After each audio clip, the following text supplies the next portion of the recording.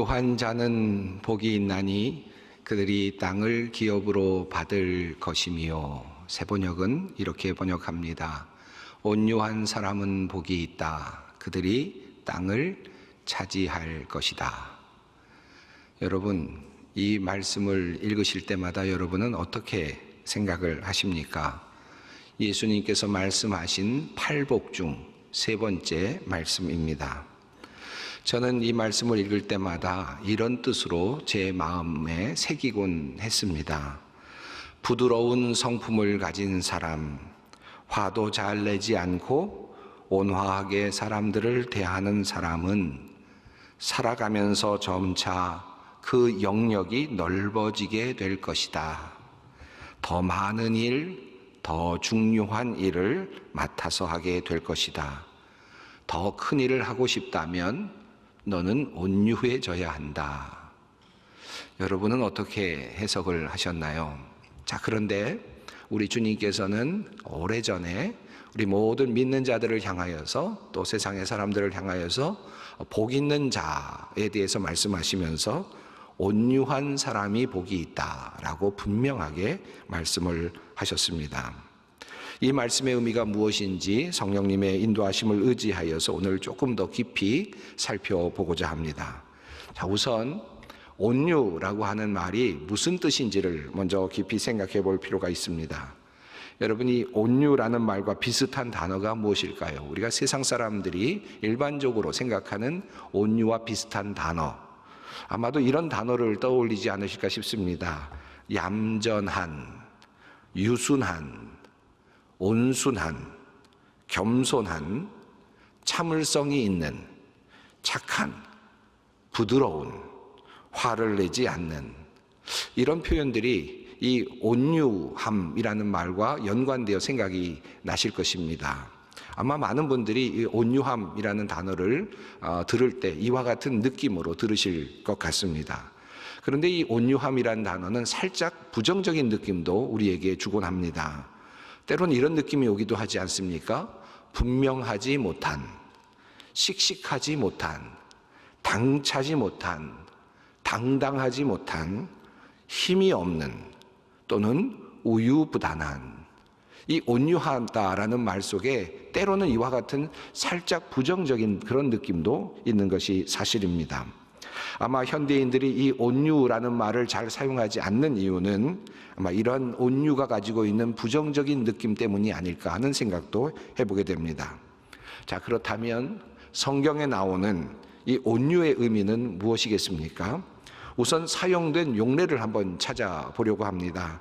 예수님께서 말씀하신 이 온유라는 단어는 헬라어로는 프라우스라는 단어입니다. 이 본문에서는 남성 복수형으로 사용되어서 프라에이스라는 단어로 표기가 되었습니다. 자, 이 단어는 사실 성경에는 많이 나오지는 않습니다. 딱 4번 나오는 것으로 그렇게 검토가 됩니다. 자, 4번 나오는 용례를 다 살펴볼 수가 있겠죠. 가장 중요한 사용의 예는 물론 앞서 말씀드린 마태복음 5장 5절 말씀, 온유한 자는 복이 있다라는 말씀 속에 사용되는 이 프라이에이스라는 표현, 프라우스라는 표현이죠. 자, 그런데 또 중요한 표현이 한 곳 있습니다. 그것은 바로 마태복음 11장 29절 말씀입니다. 수고하고 무거운 짐진 자들아 다 내게로 오라. 내가 너희를 쉬게 하리라. 나는 마음이 온유하고 겸손하니 나의 멍에를 메고 내게 배우라. 바로 이 말씀을 하실 때 예수님께서 직접 자기 자신을 가리켜서 말씀하시면서 나는 마음이 온유하다 라는 표현을 사용하였습니다. 여기서 프라우스라는 단어가 사용되고 있습니다. 또 다른 사용의 예는 예수님께서 예루살렘으로 입성하실 때 나귀를 타고 입성하시는 장면에서 구약 스가랴의 말씀과 이사야서의 말씀을 인용하시면서 나타나는 말씀입니다. 시온의 딸에게 말하여라. 보아라 내 임금이 내게로 오신다. 그는 온유하시어 나귀를 타셨으니 어린 나귀 곧 멍에 매는 짐승의 새끼다. 제가 이 본문을 새 번역으로 읽어드린 이유는 이 번역에는 온유하다라는 표현이 직접적으로 사용되고 있지만 우리가 주로 읽는 개역 개정 성경에는 이 단어가 다르게 표현되어 있기 때문입니다. 겸손하여라는 표현으로 바뀌어서 표현되어 있기 때문입니다. 여기서도 이 단어는 프라우스입니다. 자, 그러니까 이 세 번째 단어는, 세 번째 용례는 이 온유하다는 말과 겸손하다라는 말이 다르게 번역되어 있는 그런 부분이기도 합니다. 마지막으로 네 번째 사례는 베드로 전서에서 아내들에게 요청하는 그런 하나님의 말씀, 사도의 권면 속에 나타나고 있습니다. 썩지 않는 온유하고 정숙한 마음으로 속사람을 단장하도록 하십시오. 그것이 하나님께서 보시기에 값진 것입니다. 아내들을 향하여서 속사람을 온유한 마음으로 치장하라라고 그렇게 권면할 때 이곳에서도 프라우스 단어가 사용이 되고 있습니다.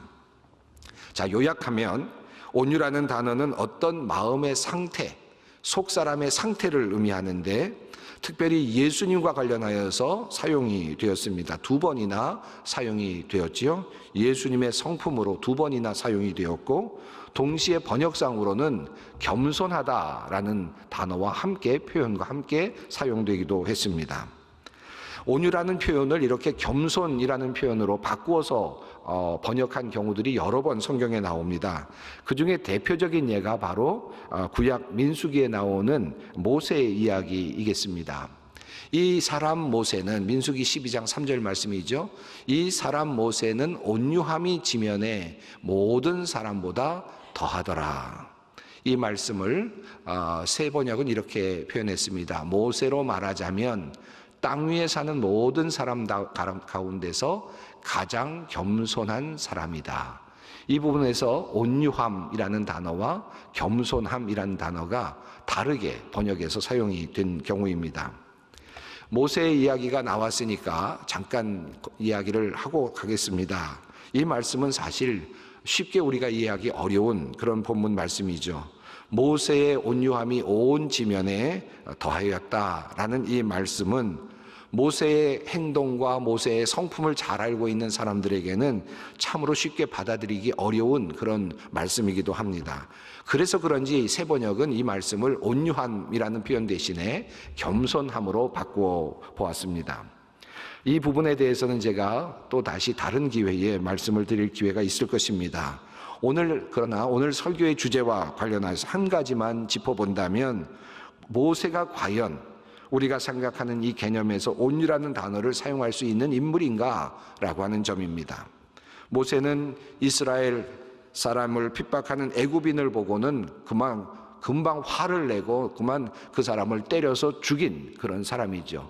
자신의 어떤 감정을 잘 관리할 수 없었던 사람입니다. 그런 사람에게 온유라는 단어를 사용할 수 있을까라는 생각이 들지요. 모세는 하나님 앞에서도 아주 거칠게 항의를 했던 사람이기도 합니다. 시내산에서도 그랬고요. 그리고 또 그 광야에서도 이스라엘 백성들로부터 고통을 당할 때마다 하나님께 거칠게 항의를 하기도 했던 사람입니다. 심지어는 무리바의 사건에서 민수기 20장에 나오는 사건에서 바위를 2번이나 침으로써 그렇게 해서 그만 화를 내다가 결과적으로는 하나님께서 예비하신 가나안 땅에 들어가지 못하는 그런 사람이 되고 말았습니다. 그러니까 온유한 사람이 땅을 차지하리라라는 말씀과 연관해서 생각해 본다면 과연 모세가 온유한 사람이라고 할 수 있을까라는 생각도 하게 됩니다. 이 부분에 대해서는 나중에 조금 더 기회가 있을 때 말씀을 드리겠습니다만은 분명한 것은 이 온유라는 개념이 우리가 생각한 것보다 훨씬 더 클 수 있다. 아니면 완전히 다를 수도 있다라고 하는 사실을 이 구약의 본문이 우리에게 알려주고 있다는 것입니다.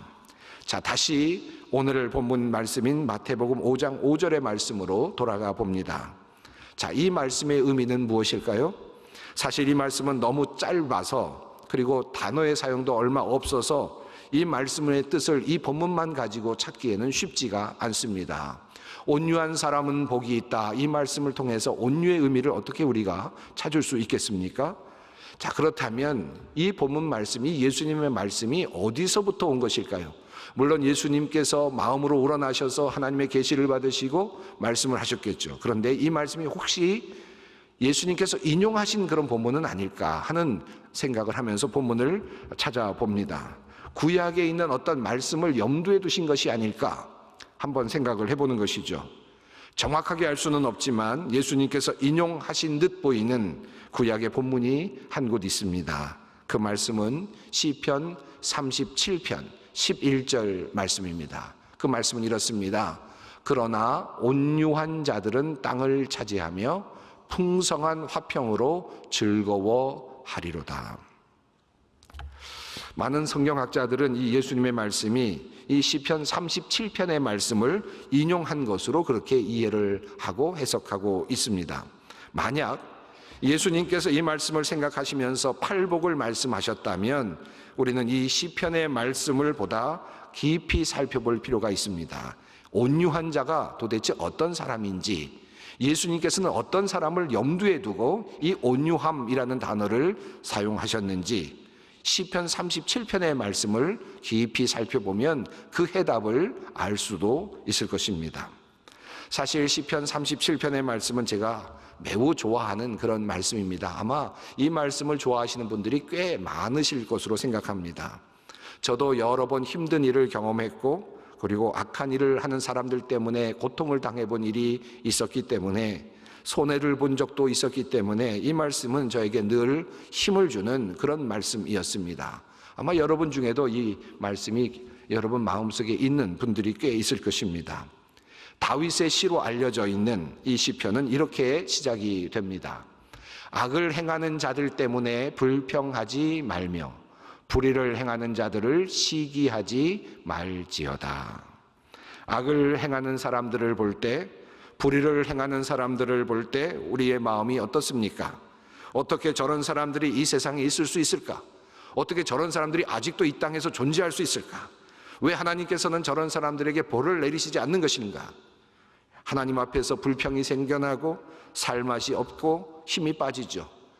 내가 도리어 하나님을 대신해서 징벌해주고 내가 재판해주고 내가 심판해주고 싶다는 그런 열정도 생겨날 수도 있습니다. 이것이 바로 우리들의 경험 아닙니까? 우리가 이런 경우들을 보면서 불의에 항거하고 싶고 때로는 응징하고 싶고 불의를 행하는 자에게 화를 내거나 또는 모욕을 주거나 또는 그에게 폭력을 가하거나 도리어 그런 사람들에게 같은 방법으로 돌려주고 싶은 그런 생각이, 그런 욕구가 생길 때가 얼마나 많습니까? 불의를 행하는 사람들, 나를 향하여 악을 행하는 사람들, 아니 나를 향하여서 아니라도 다른 사람들을 향하여서 불의를 행하고 악을 행하는 사람들, 그런 사람들을 향해서 달려가서 벌을 주고 싶은 것이 우리들의 마음이 아니겠습니까? 얼마 전에 뉴스를 보니까 어떤 사람이 범죄를 저지르고 그리고 아내도 죽이고 그리고 사람들을 죽인 다음에, 여인들을 죽인 다음에 더 못 죽여서 아니다라고 하는 말을 했던 그 사람이 또다시 잡혀 나올 때 어떤 사람이 달려들어서 그 사람에게 폭력을 가하다가 저지되는 그런 일이 있었다. 그런 뉴스가 있었습니다. 그런 마음이 우리들의 마음 아니겠습니까? 내가 도리어 갚아주고 싶고 내가 도리어 그것을 응징해주고 싶은 그런 마음이 있죠. 그런데 하나님께서는 그런 상황 속에서 다윗을 통하여 이렇게 말씀을 하십니다. 악을 행하는 자들 때문에 불평하지 말며 불의를 행하는 자들을 시기하지 말지어다. 그들은 풀과 같이 속히 배임을 당할 것이며 푸른 채소같이 쇠잔할 것임이로다. 또 주님께서 말씀하십니다. 7절 말씀입니다. 악한 꾀를 이루는 자 때문에 불평하지 말지어다. 잠시 후에는 악인이 없어지리니 내가 그것을 자세히 살필지라도 없으리로다. 하나님께서 악한 자들을 보면서 불평하지 말고 악한 꾀를 내어 잘 되는 줄 보이는 사람들을 보면서 시기하지 말라고 그렇게 말씀하십니다. 왜냐하면 그들은 곧 배임을 당할 것이며 그들은 곧 쇠잔할 것이며 그들은 곧 사라져 보이지 않을 것이기 때문이다. 이것이 하나님의 말씀입니다. 이런 맥락에서 하나님께서 주신 말씀이 바로 온유한 자는 땅을 차지할 것이다 라는 말씀입니다. 불의가 횡행하고 그리고 불의한 자들이 마치 푸른 무성한 나무처럼 활동하고 있는 그런 상황 속에서 하나님께서는 그들을 바라보면서 실망하지도 말고 불평하지도 말고 시기하지도 말라. 그들은 곧 사라질 운명이다. 곧 심판받을 운명이다. 곧 쇠잔해질 그런 운명이다 라고 말씀을 하시는 것이죠. 그러면서 하시는 말씀이 온유하라 라는 말씀이라는 뜻입니다. 그러면서 하시는 말씀이 온유한 자는 땅을 차지하게 될 것이다 라는 말씀입니다. 자, 그렇다면 이 온유한 자, 이 온유한이라는 단어는 이 시편 37편에서 어떻게 사용이 되고 있습니까? 우선 온유한 자들은 땅을 차지할 것이다 라는 말씀만 가지고는 그 온유한 자가 어떤 자인지 알 수 없습니다. 그런데 9절 말씀에 보면 같은 맥락의 말씀이 하나 우리에게 힌트로 들어 있습니다. 이 말씀은 이렇습니다. 여호와를 소망하는 자들은 땅을 차지하리로다. 자, 여러분, 앞뒤에 있는 말씀 속에서 온유한 자는 땅을 차지할 것이다 라는 말씀이 있는데 9절 말씀에서 하나님께서는 여호와를 소망하는 자가 땅을 차지할 것이다 라고 말씀하셨다면 온유한 자는 어떤 사람입니까? 여호와를 소망하는 사람이라고 할 수 있습니다. 여호와를 소망하는 사람이 바로 온유한 자입니다. 여호와를 소망하는 자는 그러면 어떤 사람일까요? 어떻게 하는 것이 여호와를 소망하는 것입니까? 그 내용이 바로 37장 시편 37편 3절로부터 7절까지 소개되어 있습니다. 여호와를 의뢰하고 선을 행하라. 땅에 머무는 동안 그의 성실을 먹을거리로 삼을지어다. 또 여호와를 기뻐하라. 그가 내 마음의 소원을 내게 이루어 주시리로다. 내 길을 여호와께 맡기라. 그를 의지하면 그가 이루시고 내 의를 빛같이 나타내시며 내 공의를 정오의 빛같이 하시리로다. 여호와 앞에 잠잠하고 참고 기다리라. 자, 이 말씀 속에 여호와를 소망하는 것이 무엇인지에 대한 분명한 내용이 들어있고 그리고 온유함이란 무엇인지에 대한 분명한 삶의 모습이 들어있습니다. 이 말씀은 크게 세 가지로 나누어 볼 수 있죠. 첫 번째로 여호와를 소망하는 것은 온유함이란 여호와를 소망하는 것이고 여호와를 소망하는 것은 첫 번째로 여호와를 의뢰하며 선을 행하는 것이다 라는 것입니다. 여호와를 의지하며 심판하시는 그 여호와를 생각하면서 끝까지 다른 사람들은 불의를 행하고 악을 행하고 그리고 나쁜 짓을 해나가고 있는 것을 보지만 그들이 도리어 성한 가지처럼 그렇게 번성해 가는 것을 보지만 그럼에도 불구하고 하나님께서 심판하실 것을 믿으며 하나님께서 결국은 쇠잔케 하실 것을 믿으며 하나님께서 그들을 결국은 제거하실 것을 믿으며 그렇게 성실하게 선을 행하며 이 땅에서 살아가는 태도, 이것이 바로 온유함이라는 말씀입니다. 여호와를 의뢰하며 선을 행하는 것, 이것이 첫 번째 온유함의 모습입니다. 두 번째 온유함의 모습은 바로 4절 말씀에 나옵니다. 여호와를 기뻐하며 그분께 소원을 말하는 것. 여호와를 기뻐하고 여호와께서 나에게 모든 것을 주실 것이라는 것을 기대하면서 그분께 기도할 수 있는 사람, 그분께 나의 마음을 토로할 수 있는 사람, 그분께 나의 불평도 하나님 앞에서 이야기하고 하나님 앞에 나의 소원을 알 수 있는 사람, 하나님과 대화를 할 수 있는 사람, 하나님을 믿는 사람, 그 사람이 바로 온유한 사람이라고 그렇게 말합니다. 여호와를 기뻐하는 자, 그분께 기도하며 그분께로부터 희망을 발견하는 사람, 그분께 하나님께 기도하여서 하나님으로부터 선물을 받기를 기뻐하는 사람, 바로 그 사람이 온유한 사람입니다. 세 번째 말씀은 5절부터 7절까지 있습니다. 나의 길을 여호와께 맡기고 여호와 앞에서 잠잠하고 참고 기다리는 사람, 여호와께 모든 것을 맡기고 하나님께서 이 모든 것을 하실 것이다, 하나님께서 결국은 모든 것을 해내실 것이다, 나의 모든 일, 나의 불평과 나의 잘못과 그리고 나의 억울한 심정까지도 하나님께서 모두 해결해 주실 것이다 라는 사실을 분명히 믿고 잠잠하고 발설하지 아니하고 참으며 기다리는 자, 바로 그런 사람이 온유한 라고 그렇게 말씀합니다. 이것이 온유함입니다. 세상 사람들이 생각하는 온유함에는 마음의 상태를 말하지만 성경이 말씀하고 있는 이 온유함에는 항상 여호와에 대한 의식, 여호와에 관한 소망이 담겨 있습니다. 그러므로 자연스럽게 우리는 이것으로부터 우리가 온유할 수 있는지 과연 묻게 됩니다. 어떻게 우리는 온유할 수 있습니까?